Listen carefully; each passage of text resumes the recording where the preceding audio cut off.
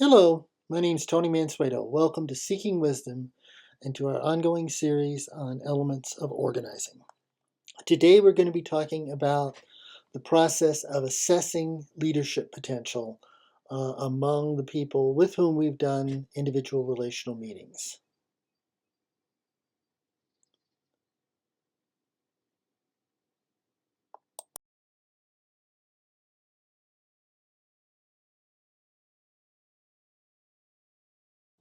Before we begin, I would like to invite you to learn a little bit more about Seeking Wisdom. You can visit our webpage below, and if you're interested in supporting us, please visit our Patreon page. We look forward to developing a longer term relationship with you. And thank you so much.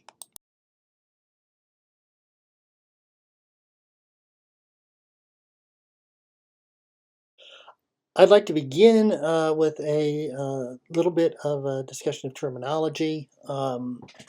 In the community organizing tradition, there is, generally speaking, a distinction made between leaders and organizers. The leaders are the local community leaders in the institutions in which the organizer is working, and the organizer is the professional person hired to come in and build the organization, to identify potential leadership, and to provide support and ongoing assistance to the leadership as they carry out the work of the organization.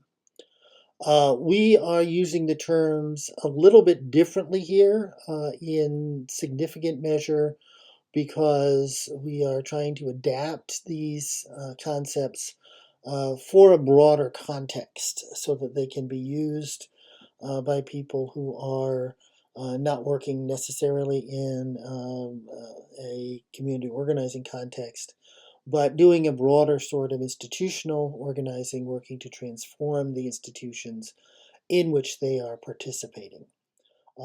And so the way we're using the distinction is to say that leaders are those who have their own organized people, money, and mana.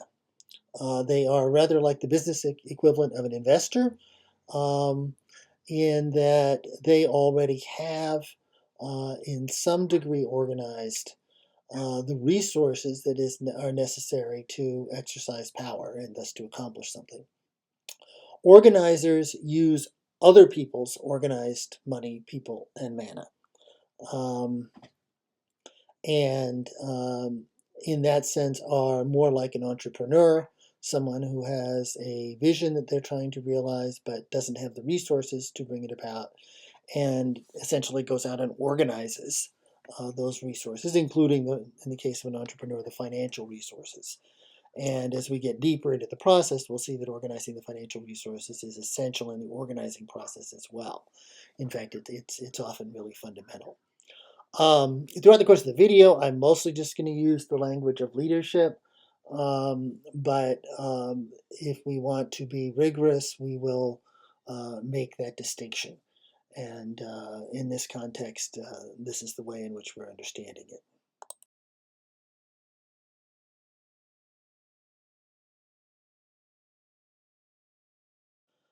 So once you have conducted your individual meeting with someone, your individual relational meeting, and created a power analysis, a self-interest map, a map of the person's interests, their network, their capacities, what they can and cannot do, what they will and will not do, um, the next step is to assess their leadership potential.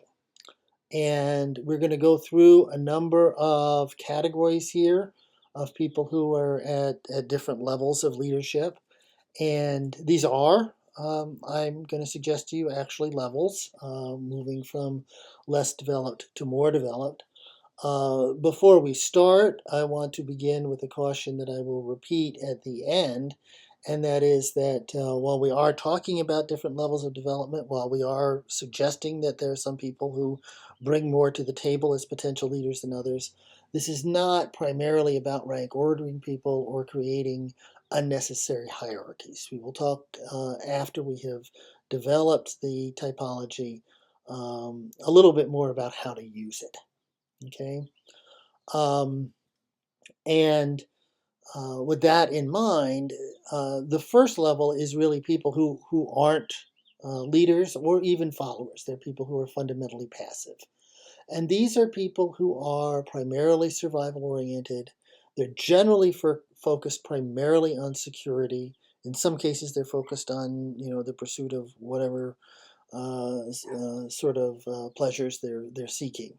But their interests tend to be very narrow, and the most dramatic feature is that they are often too fearful to act on what interests they have. And needless to say, these are not the people you're looking for when you're looking to build an organization. One of the purposes of this typology, this kind of analysis of different levels of leadership potential, is so that you do not become obsessed with trying to force people to do things that they aren't going to do, that they don't want to do, that they're not going to be good at.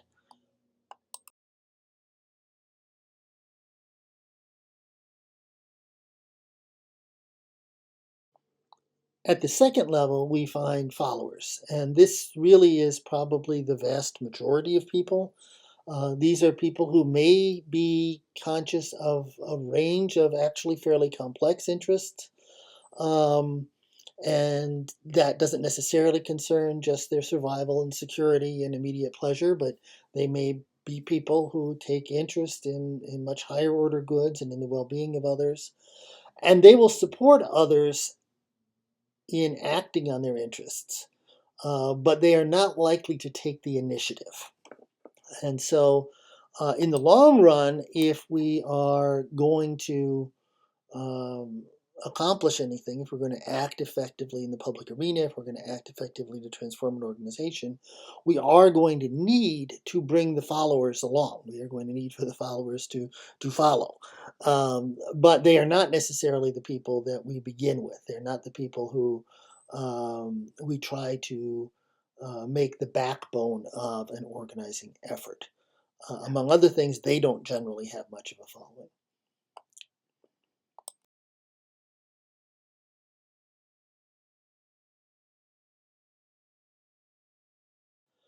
The next group of leaders that we're going to discuss are what we might call solutionist leaders.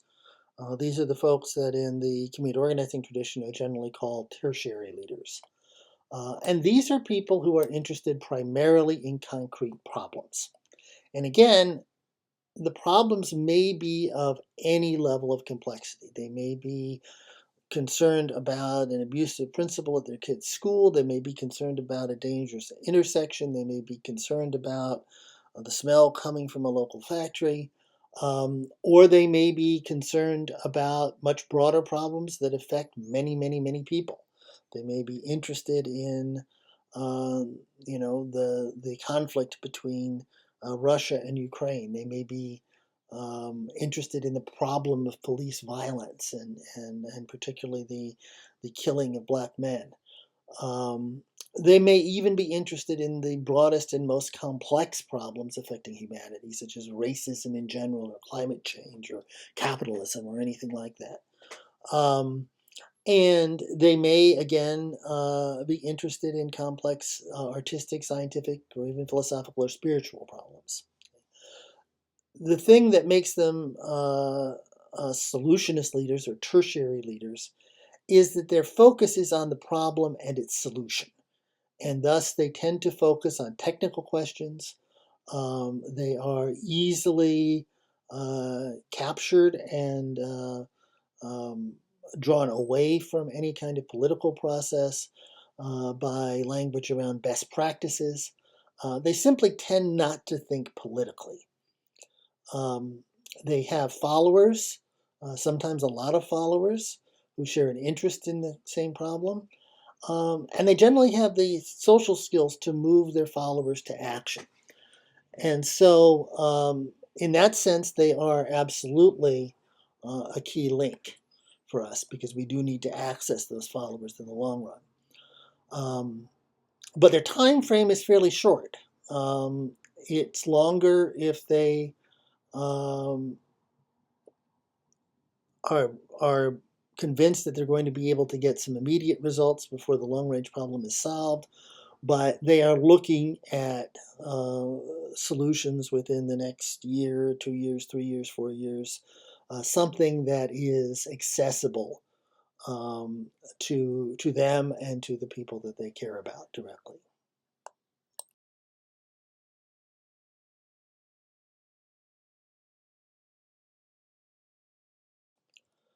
Now, solutionist leaders are our link to the vast majority of people who do not usually see or care about the big picture. And they do a great deal of the day-to-day problem-solving work of an organization. And that's going to be true even on an organization that is focused on fundamental structural change or civilizational change. And so it's very important that we don't diminish the role of folks like this. But because they have difficulty seeing the bigger picture, they, um, first of all, sometimes won't see how their legitimate interests may clash with the legitimate interests of others. They are focused on their problems and the problems of those who are closer to them. And this is particularly true of the um, uh, those who are really just beginning leaders. Um, as they develop, they, again, as we've suggested, are very susceptible to believing that all we need to do is adopt best practices, and that will solve the problems. And they often tend to accept what those best practices are based on what are essentially arguments from authority. Sometimes those can be arguments from authority that sound very sophisticated. They may be, it may be data based, it may be credential based, or it may simply be who they trust. Maybe a charismatic leader. Um, and even at the higher levels, they tend to believe that smart people can solve any problem with enough research, data, and innovation. And thus, they tend to be very resistant to politicizing. Or at the very least, they are vulnerable to being shut down by someone who is critical of an attempt to politicize a particular problem. And I know some of you who are hearing this may say, well, why should we politicize if we can solve the problem without doing that? But again, that goes back to our earlier discussion around the fact that if we're going to accomplish anything long run, we need to build and exercise power. And we build and exercise power politically. That's what it means to politicize.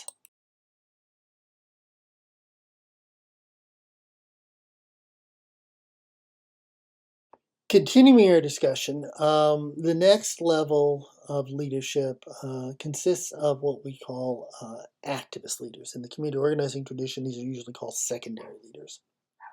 And these are people who are interested in issues. And they understand how to analyze a problem, break it down into actionable elements, and leverage that action to build power. Okay? So, again, it's not that they don't want to solve the problem, but they understand that in order to solve problems in the long run, they need to have the ability to build and exercise power over a very, very, very long period of time. And so they're all about politicizing. Again, the problems they turn into issues may be of varying degrees of breadth and complexity. They generally have networks of solutionist leaders, um, people who are focused just on solving the problem and not on building power. Um, it's possible to be an activist without being an activist leader, and those are the folks who are concerned about issues but don't have a network, don't build a network. And their time frame isn't immediate. They understand that things take time, but their framework is generally within their lifetimes. They're not thinking multi-generationally.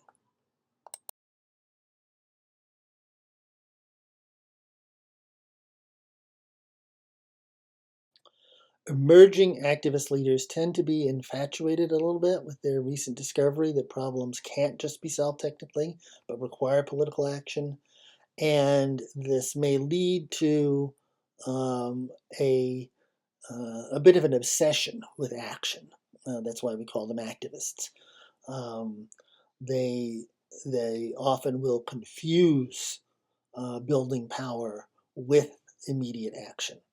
And so this, in some ways, there can be at once kind of a movement to a higher level of leadership, a more sophisticated level of thinking, but also perhaps a potential for a pattern of activity that is not always strategically constructive. More established activist leaders have developed the ability to pick, choose, and above all, plan campaigns of multiple interconnected actions at attaining their goals. And these are the people who are actually good at moving forward change on things like critical public policies. These are the folks who can sit down and think through the range of things that need to be done over the next 5, 10, 15 years in order to actually change uh, something like the problem of police violence, or to make multidimensional progress on addressing racism systemically. Um, and at the more advanced levels, they begin to understand that the most important thing is that these campaigns leave their organization with more power than it had at the beginning. It is possible always to have Pyrrhic victories. You can win on the issue, but leave your organization and your people exhausted. You can build your organization so narrowly that once you've won, all of the passive people, all the followers, all of the solutionist leaders say, okay, we won, and they all go home. So it's very, very, very important that people eventually begin to get to the point where they see that it's not enough to win on the issue. They have to actually build power over the long haul.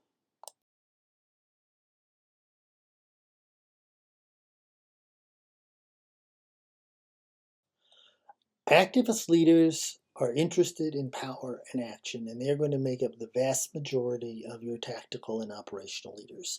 The people who are going to lead actions, the people who are going to lead campaigns for you, who are going to undertake that medium-term process of activity that can be planned out.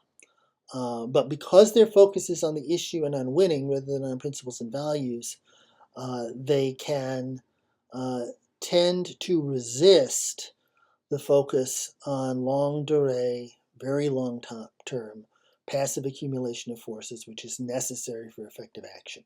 And they don't really always understand the subtleties of institution building. They are focused on gains that they can see within their lifetimes.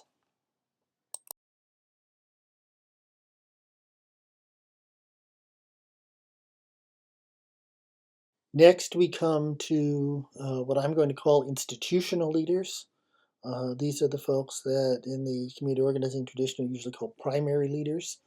And institutional leaders are interested in principles and values and in building, conserving, and transforming the institutions that carry those values over long periods of time.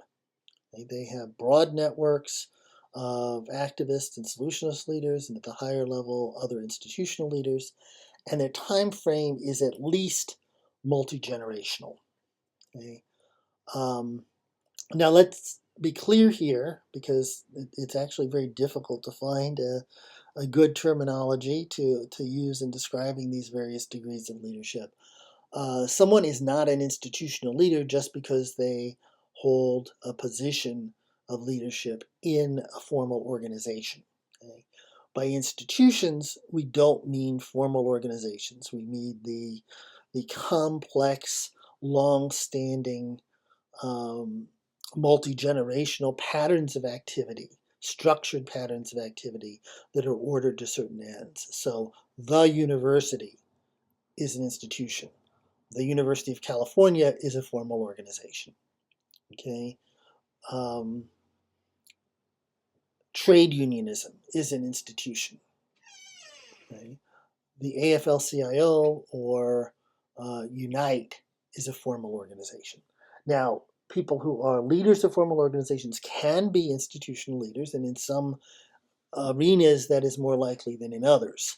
But it's also entirely possible that someone can be the leader, the official leader of a formal organization, and just barely be a solutionist leader, just be a tertiary leader, someone who's just focused on problem solving. And they might even be a good leader for that formal organization if what that organization needs at that point in time is to solve some concrete problems. Okay? So again, it's not necessarily a slam on them. But we're talking here about people who are acting on the institution, not just on a particular organization, and whose focus is on restructuring the organization to promote either new and different principles and values, or to promote the existing principles and values more effectively. Okay?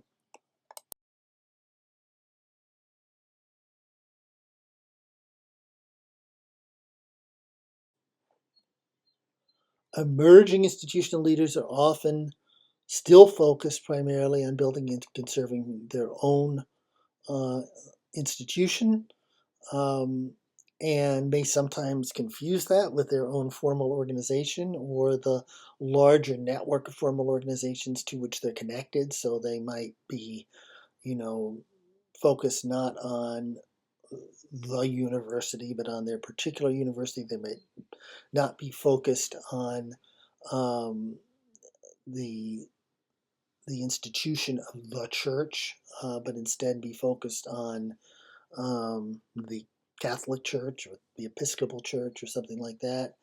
Um, and they may be very much prone to see that particular tradition, that particular institution, as um, the principal carrier of the longue durée struggle, the long-term struggle.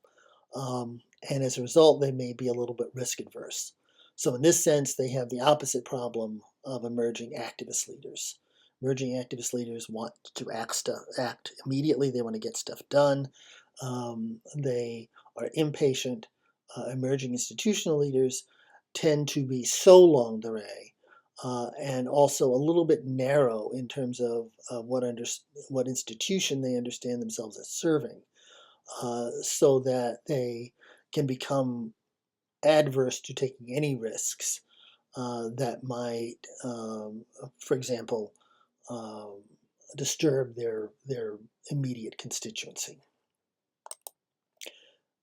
As institutional leaders develop, they gain the ability to collaborate with leaders from other traditions. They understand that while different religious traditions, different political and ideological traditions do in fact have different principles and values, that they also have overlapping principles and values, and they are able to work together with people from other traditions.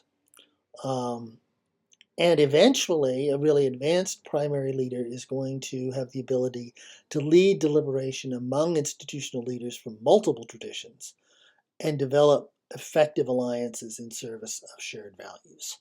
Okay?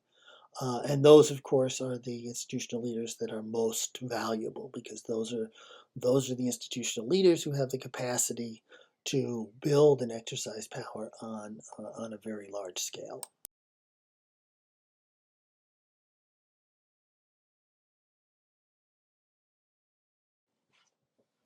Finally, there are visionary transformative leaders. And again, I'm always nervous about this terminology because those terms are used in so many different ways. Um, but here we mean people who are capable of operating across traditions and ways of being and across institutional systems and social structures to orchestrate very longue durée spiritual development and civilizational progress.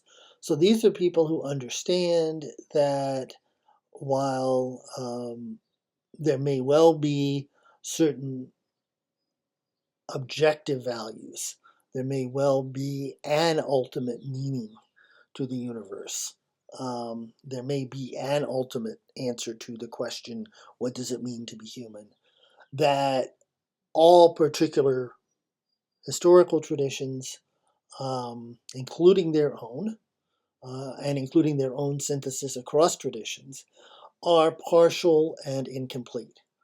And that human history is, among other things, an ongoing deliberation about what it means to be human.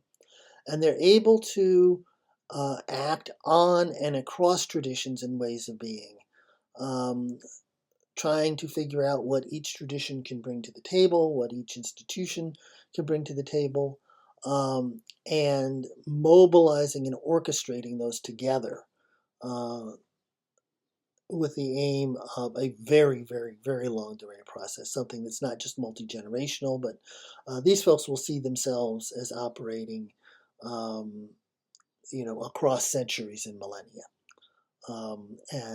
And this is really probably the most advanced and complex degree of leadership that we can meaningfully imagine.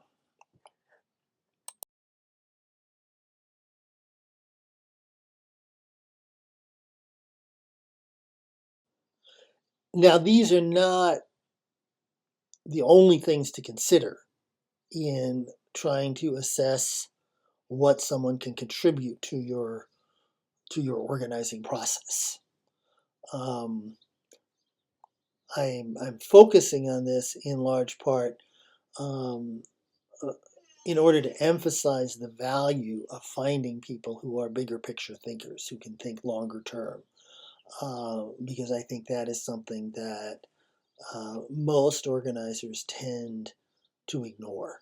And because institutional leaders and visionary formative leaders are relatively rare.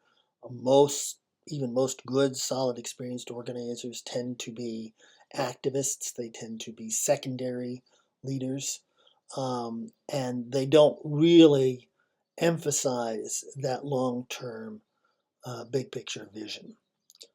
But it isn't all about vision and big picture. There are other factors to consider, and so obviously, you want to know what a particular leader has actually accomplished.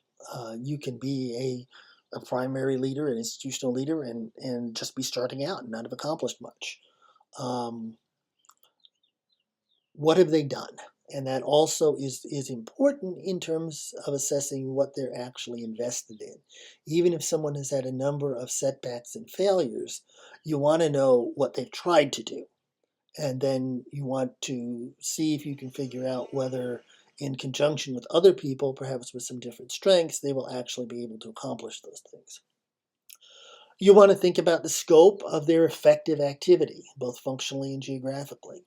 Are they working on one single problem? They could be a primary leader, but because of their life circumstances and conditions, um, they could be focused on one particular problem or even a piece of a problem. Um, or are they acting on a whole cluster of problems? Are they acting on a whole sector of society? Um, and then the same thing at the geographical level. Um, uh, are they acting just on a particular organization, or are they acting on a local community, a city, a metropolitan region? Are they acting globally? Um, and finally, who are they connected with, and what is the nature of those relationships? Because that will um, tell you a lot about what they can actually bring to the effort to build and exercise power. Are they connected with people who have access to organized money, to organized people, to organized mana, to that authority, that cultural capital? Um, and those may or may not be people who are what we're calling institutional leaders here, primary leaders. Um, but if they can deliver people like that, then they're going to accomplish a great deal more than someone who just has a small handful of followers. So these are other things to consider, and obviously this becomes a lot more important when you're talking about organizing on a larger scale. Okay?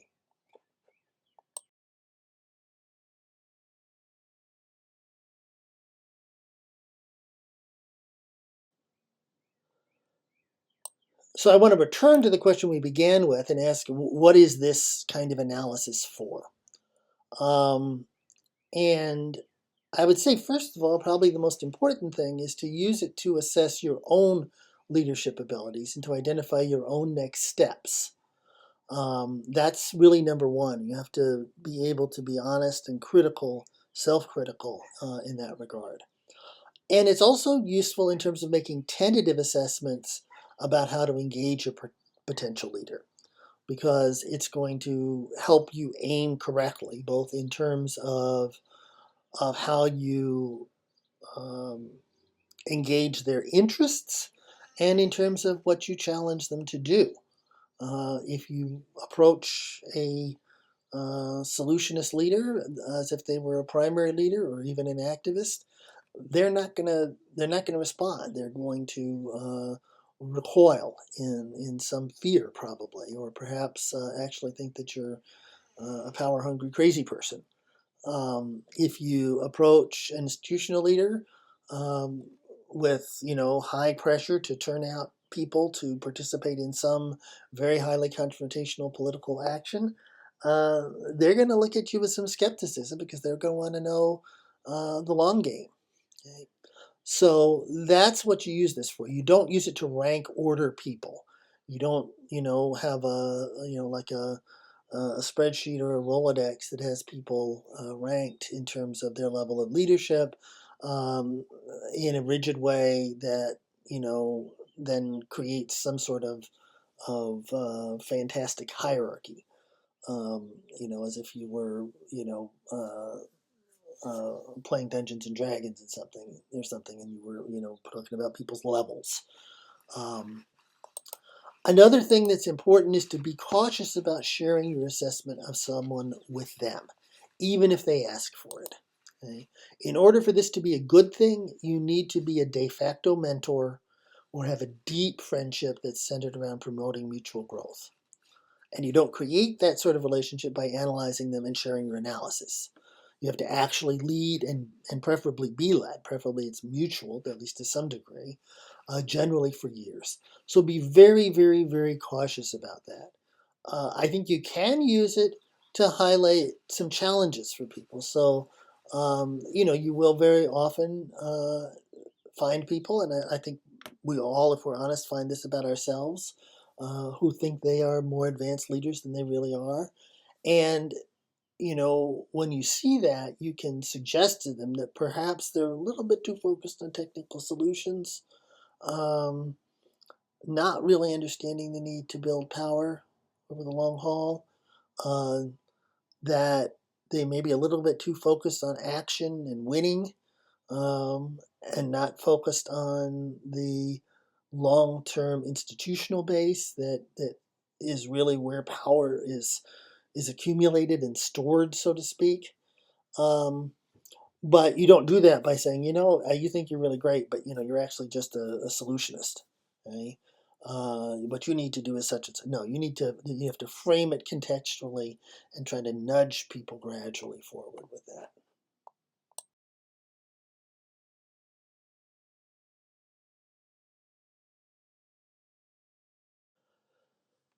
Now, when I was trained as an organizer, because the aim always was to establish a formal organization of some kind, one of the things we talk about a lot, and one of the things that was included in training was, hey, how many primary leaders do you need, or institutional leaders? How many secondary leaders or activist types do you need? Um, I want to draw attention away from that and focus less on creating formal organizations and more on the underlying networks, what I call the Batin network model. The term Batin comes from the Arabic, and it means hidden, and it's used in the Shia and Sufi traditions to refer to the inner esoteric meaning of the Quran, as opposed to its zahir or exoteric meaning.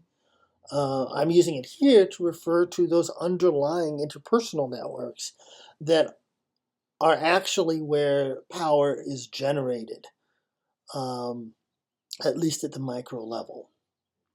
Formal organizations are the outer official shell of institutions. Informal networks, those hidden networks, are the inner reality. And so when we are involved in what I call Batin network organizing, we focus on developing complex networks with as many high value leaders across as many different institutions as possible, across as many different traditions and ways of being as possible, and engage them to orchestrate long term institutional and civilizational transformation. It is an ongoing process, it is often a hidden process, it is very different than simply trying to uh, create a formal organization. We may all have people in our networks who we could never bring together into a formal organization because they have too many differences. But if we're connected, then we can leverage and orchestrate both of our networks together in order to move things. So thank you very much. We will continue this discussion further on, looking at probably at this point we're going to begin to look at questions of strategy, operational art, and tactics in our next session. Would be my guess. So I thank you very much.